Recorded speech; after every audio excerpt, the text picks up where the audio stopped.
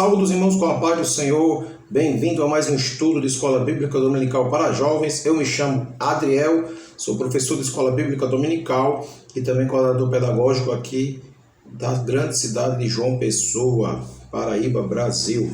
Seja bem-vindo a mais esse vídeo e que esse vídeo possa ser edificante e que ele possa servir de subsídio para você, domingo, desenvolver uma aula mais completa e mais enriquecida do conteúdo que possa trazer para os seus alunos e assim também trazer à sua memória o que é são, o que é puro e o que é bom, segundo a palavra de Deus nos remete a fazer.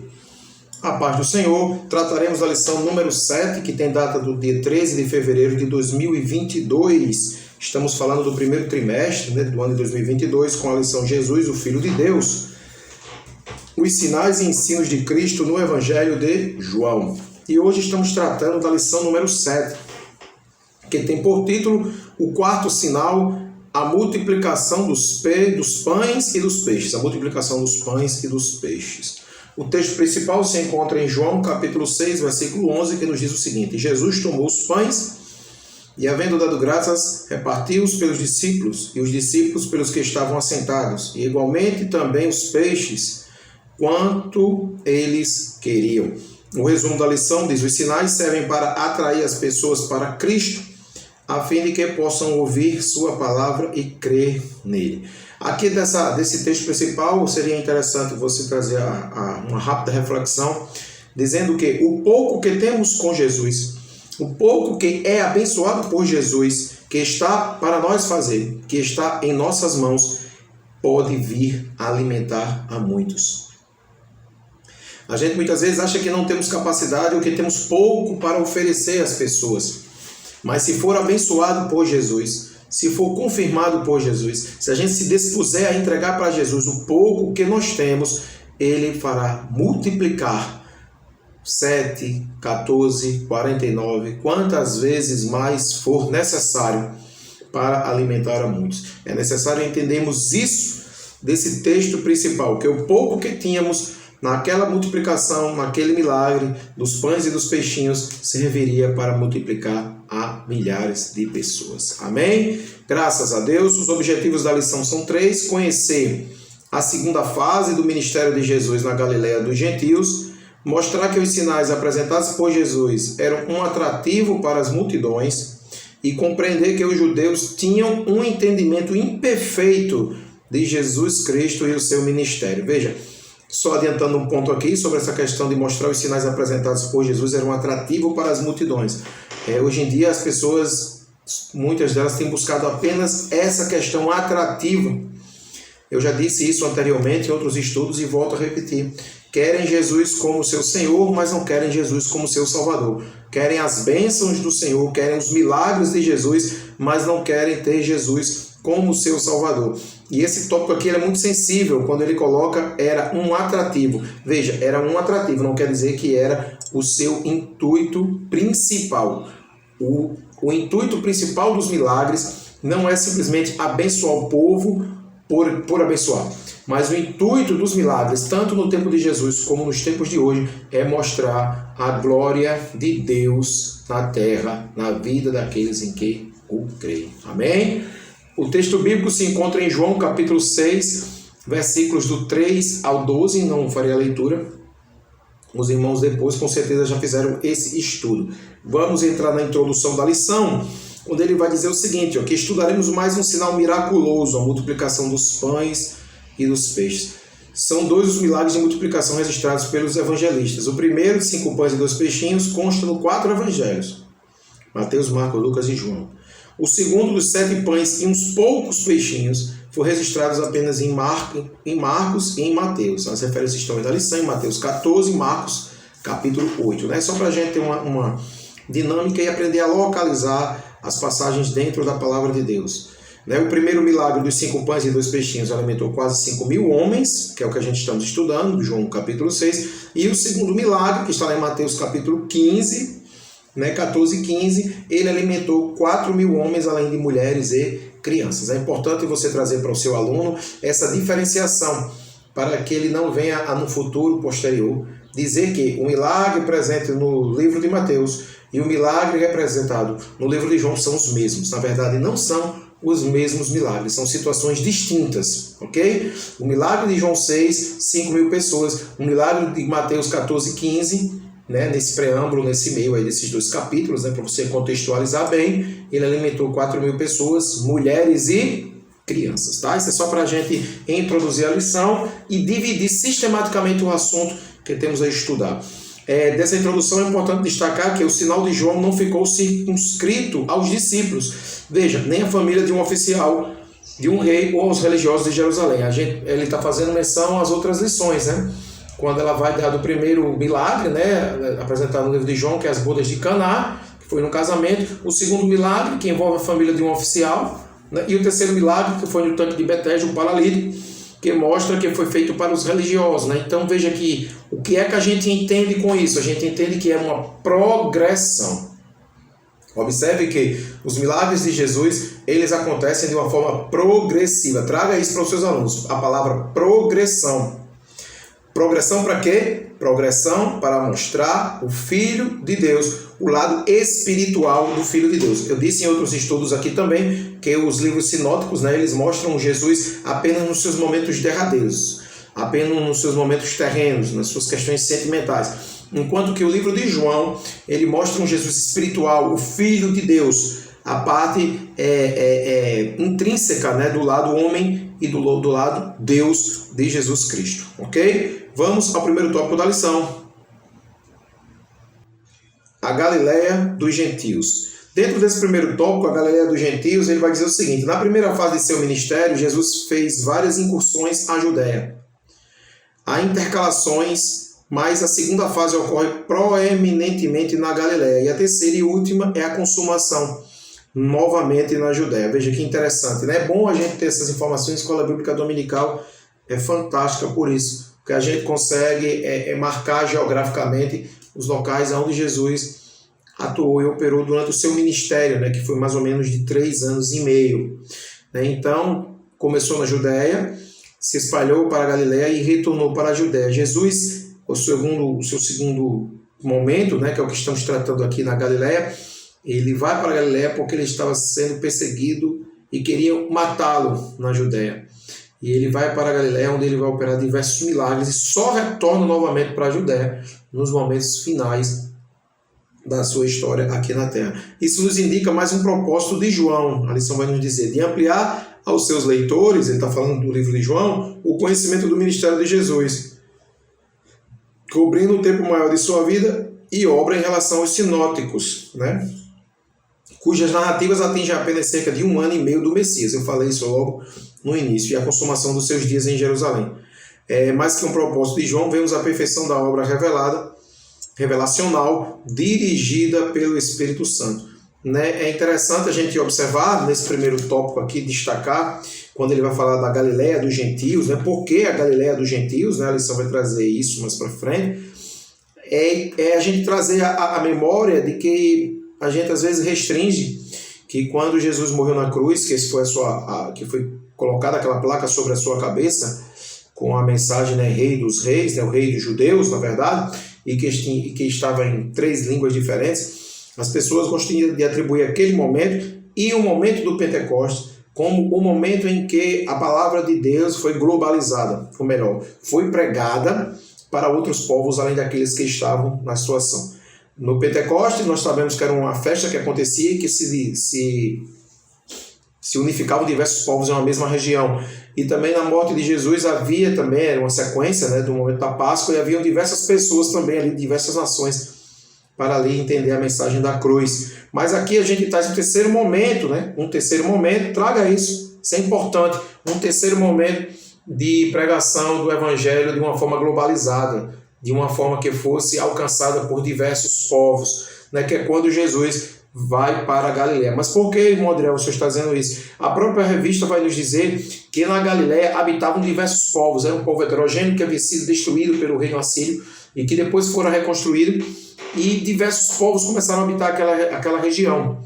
Né? A lição vai trazer que egípcios, árabes, fenícios, gregos, e também judeus habitavam aquela região. Então, quando Jesus começa a operar os milagres ali naquelas regiões, existiam povos de todas essas nacionalidades dentro daquela multidão. É importante a gente entender que dentro daquela multidão existiam aquelas pessoas que queriam realmente ser alcançadas por Jesus e pela sua palavra. Existiam aquelas pessoas que queriam apenas se alimentar, né, comer o pão, estavam ali como famintos. E existiam aqueles que estavam apenas para observar. Mas o que importa é que o evangelho do Senhor estava sendo pregado através dos milagres. Veja, volto a ressaltar, não é que os milagres salvam. A gente não deve buscar Jesus Cristo apenas para alcançar milagres. Os milagres é resultado de uma fé genuína. E daqui a pouco eu vou dizer mais duas coisas importantes, que é importante, se não sendo redundante, a gente ter para poder a gente receber o milagre do Senhor Jesus Cristo. Amém? Sobre essa questão da Galileia, dos gentios, né? E a revista vai trazer também falando um pouco sobre como está a Galileia nos dias de hoje. É interessante a gente observar por que chamavam de Jesus Galileu, né?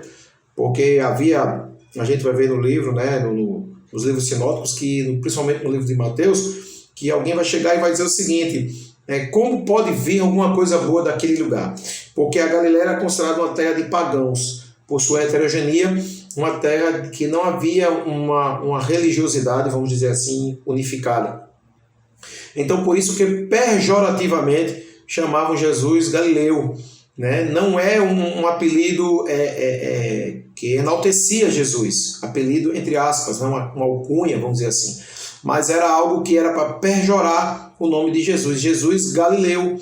Então, Galileu tem o seu lado bom e tem o seu lado ruim. O seu lado ruim é porque era pejorativo, era para dizer que Jesus era como os outros, pagão, um homem sem religião definida. E o lado bom é porque era o Jesus que pregava para todos, né? No caso, os gentios, ele não se restringia apenas ao seu próprio povo. Aleluia, glória a Deus. Uma coisa importante destacar é que a atuação de Jesus na Galileia é mais um sinal da amplitude do plano divino da salvação. Olha só, tem um livro que eu gostaria de recomendar para os irmãos, é de Bob Briner. Bob Briner, B-R-I-N-E-R, Bob Briner. Ele é bem baratinho, ele custa na média de R$12, você encontra no site da Amazon, não fazendo propaganda, mas só fazendo um apontamento aqui, que se chama Os Métodos da Administração de Jesus. Os Métodos da Administração de Jesus. Vou repetir mais uma vez, Os Métodos da Administração de Jesus, de Bob Briner. Esse livro ele é considerado um clássico, né? Inclusive ele vai mostrar como Jesus utilizou, né, de estratégia para fazer a pregação do Evangelho da Salvação. Né? A gente já contou uma linha cronológica aqui, né? Começou com poucos, a bodas de Caná, grupo pequeno, família dos oficiais, religiosos lá no tanque de Betesda, e agora uma grande multidão. Veja, é uma estratégia. Todo mundo sabe, todo administrador sabe que quando você vai começar um negócio, você começa panfletando, você começa divulgando, fazendo entrevistas, lançando promoções, atraindo o povo para depois se consolidar no mercado de trabalho. Então, esse livro de Bob Briner, né, Os Métodos da Administração de Jesus, ele é interessante para você, leitor, para você, professor, para você que assiste a nossa aula, para que você possa compreender de forma sistemática, através de uma visão de um administrador, teólogo, como Jesus promoveu o Evangelho através da cidade da Judéia, Galileia, Judéia e Jerusalém e arredores. Amém? Vamos ao segundo tópico da lição.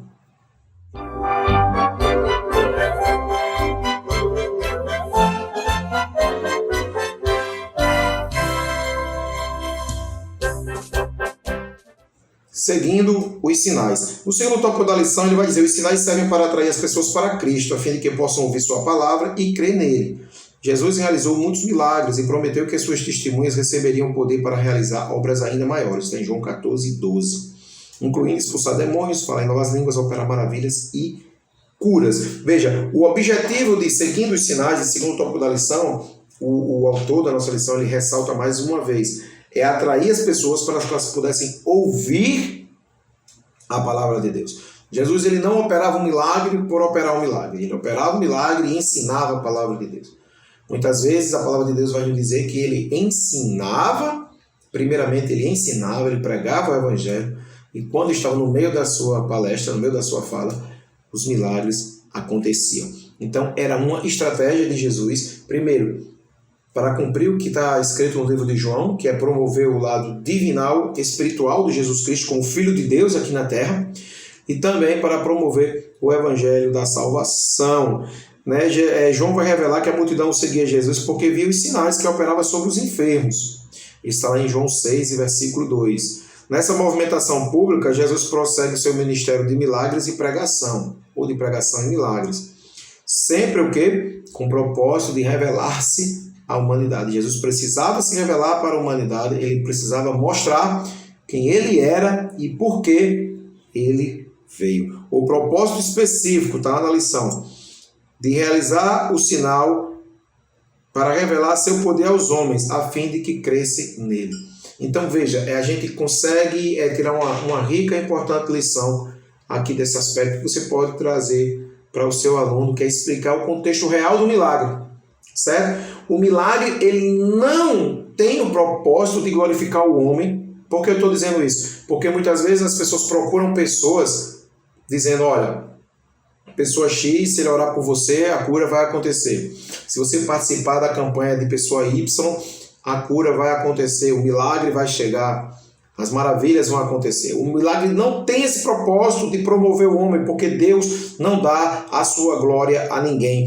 A ideia do milagre é promover a glória de Deus. Toda honra, toda glória, todo louvor seja dado ao Senhor Jesus Cristo. Nós somos meros instrumentos do Senhor, porque só Ele é digno de todo louvor e de toda glória.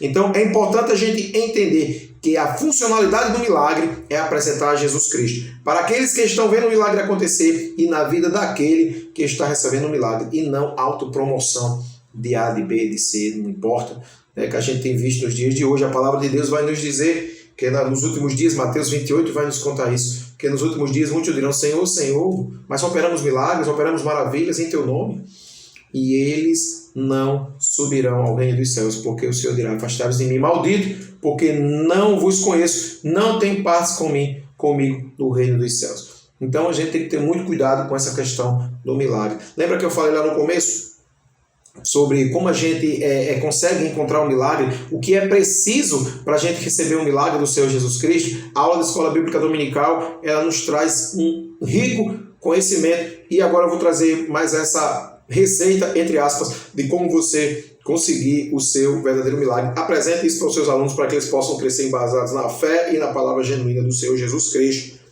A lição traz isso. Na página 46 ele vai dizer, de qualquer sorte, a informação trazida por André foi válida. Ele está falando da questão de que o André pergunta a Jesus sobre como ele alimentaria a multidão. Foi a partir de a insuficiência humana, seguido de uma atitude de desprendimento, que houve a operação do milagre. Eu vou repetir, Duas coisas importantes que você precisa destacar na lição, apresentar para os seus alunos e trazer para a sua vida, e eu para a minha vida, e para você que assiste conosco essa aula. Para você alcançar o milagre do Senhor Jesus Cristo, você precisa simplesmente, não há mais condição, não há mais capacidade humana. Nada na esfera humana é capaz de resolver. Insuficiência humana. Segundo aspecto para a realização do milagre em sua vida, atitude de desprendimento. É você colocar tudo aos pés do Senhor. Muitas vezes a gente quer receber um milagre do Senhor Jesus Cristo, mas a gente segura a ponta da corda e diz, Senhor, é melhor fazer assim? Senhor, eu vou ficar aqui porque eu sei como funciona, talvez funcione assim, o caminho seja esse. Entrega tudo nas mãos do Senhor. Se desprende, confia. A gente também pode dar essa palavra, atitude de desprendimento, também podemos botá-la como sinônimo de fé. Então, quando chega a insuficiência humana e quando você chega a um nível de fé e de se desprender de tudo e dizer, eu confio em Ti, Senhor, mas de coração completo, pleno, sem amarras, sem falácias, Deus operará um milagre em sua vida. Vou repetir. 2 aspectos importantes para o recebimento do milagre do Senhor Jesus Cristo. A insuficiência humana na tua vida, quando todas as portas se fecharem, quando todos os caminhos estiverem travados, é o primeiro passo. É você reconhecer que você não é capaz de resolver mais aquela situação, de que tudo se exauriu, de que não tem mais nada para ser feito. E o desprendimento, uma atitude de desprendimento. Como diz aquele hino da harpa, tudo entrego a Ti. tudo entrego a ti. Aleluia, glória a Deus. E ele vai concluir esse segundo tópico dizendo o seguinte: não podemos nos acomodar a uma religião sem o sobrenatural. Né? As religiões hoje elas estão se tornando formando literalmente religiosos e não crentes fervorosos, e não pessoas apaixonadas por Cristo, e não pessoas apaixonadas pelos milagres. A palavra de Deus vai nos dizer que nos últimos dias Joel vai falar, a profecia escatológica de Joel vai nos dizer exatamente, Joel 2:8, vai nos dizer exatamente isso, que nos últimos dias os velhos profetizarão, as crianças, os jovens terão sonhos. Então estamos vivendo os últimos dias, é preciso buscar o avivamento que o Senhor está derramando sobre a sua igreja. Não podemos nos conformar, você jovem, você professor de jovem, não deixe os seus alunos se conformarem com a mesmice, com as liturgias, com os momentos apenas da igreja do beabá. Deve se conformar em alcançar, em buscar, em viver o sobrenatural de Deus, porque Ele está aí para nos entregar, através do seu Espírito Santo. Aleluia, glória a Deus. Antes do nosso terceiro tópico, vamos ao subsídio pedagógico.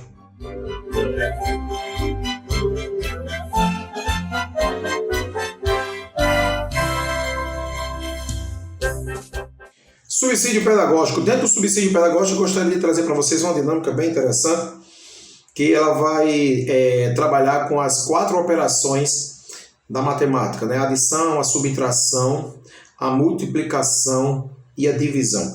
Né? Você deve, primeiramente, trazer para o seu aluno, vou trazer aqui para vocês, uma folha de papel A4, ok? E dentro dessa folha de papel A4, você vai desenhar, eu vou mostrar aqui para vocês, os 4 símbolos da matemática, ok? A adição, a subtração, a multiplicação e a divisão, ok? Você apresentará uma folha de papel A4 com essas 4 subdivisões. E entre essas 4 subdivisões você deverá traçar uma linha, certo? Apenas para manter organizado.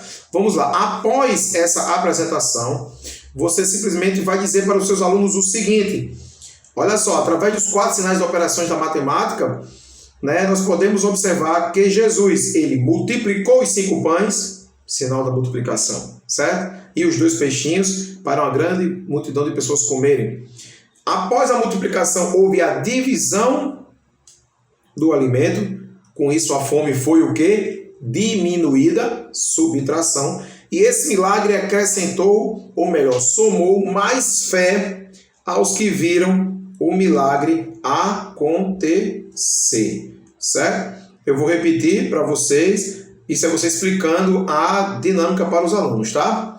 Aqui, ó, no primeiro milagre, no quarto milagre, né, representado no João capítulo 6, nós temos que Jesus multiplicou os pães. Você vira o papel para o aluno e diz isso: Jesus multiplicou os pães, certo? Jesus dividiu o alimento para a multidão, Jesus diminuiu a fome e Jesus somou, acrescentou, aumentou a fé daqueles que foram alcançados por este momento, por esta multiplicação de pães. Após você explicar isso para os alunos, você vai distribuir para cada aluno seu. Se sua turma for pequena, você pode dividir em grupos, aí fica a critério, né, o seu critério, professor, mas que você traga para os seus alunos, para cada grupo pequeno, de preferência 2 alunos no máximo, seria essencial se fosse individual. E você entregará para cada aluno mais uma folha de papel ofício em branco e uma caneta para ele, ok?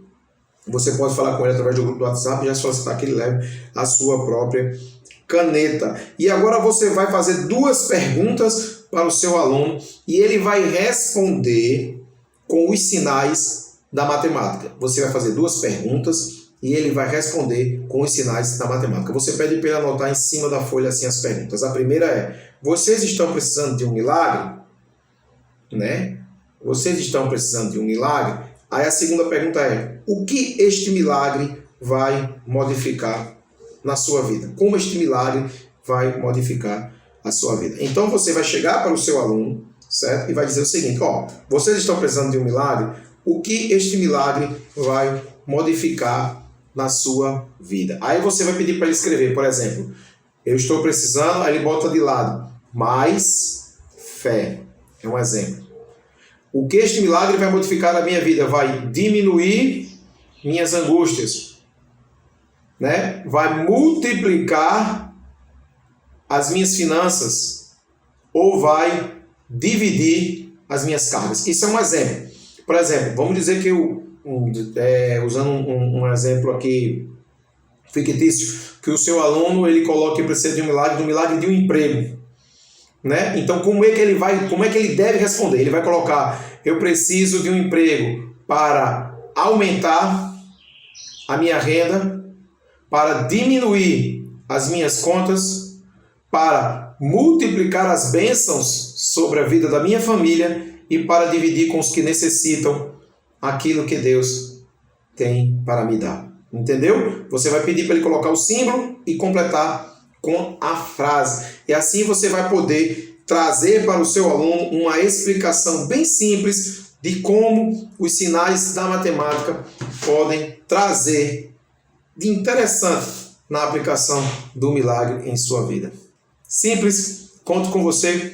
Comenta aqui no canal como foi a dinâmica. E depois que os alunos escreverem nas suas folhas, vocês pedem para eles comentarem uns com os outros.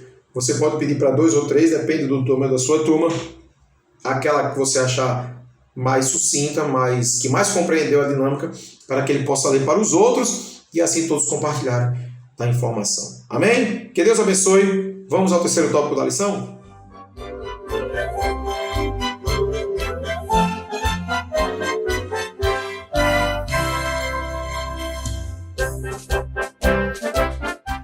Terceiro tópico da lição diz: uma compreensão imperfeita. Ele vai dizer que os que viram o milagre concluíram que Jesus era verdadeiramente o profeta que havia de vir ao mundo. João capítulo 6 e 14.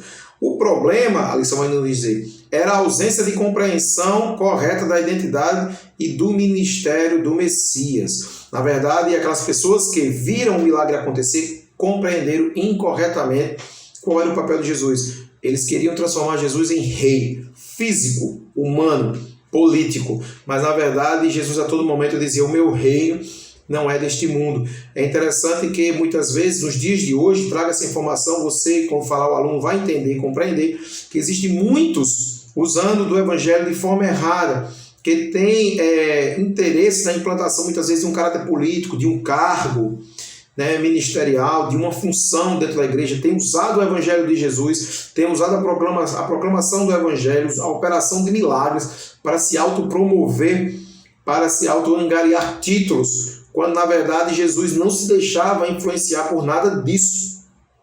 E veja que a lição vai nos trazer que é interessante que a fé do cristão ela deve ser exclusiva.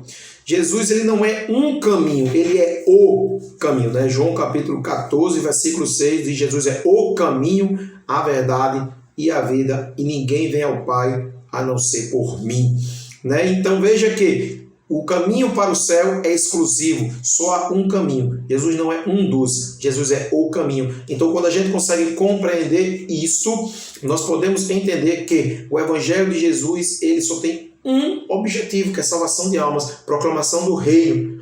E algumas pessoas têm usado esse evangelho para se autopromover, assim como esse, que ao ver os milagres de Jesus, queriam promovê-lo como rei, né? O propósito da multidão era proclamá-lo rei. E Jesus, ele não se titubeava, ele não se incomodava. E você, jovem, você, professor, não deve se deixar levar por palmas, aplausos ou vivas. Você deve se preocupar em engrandecer o reino dos céus, assim como o próprio Filho do Pai o fez.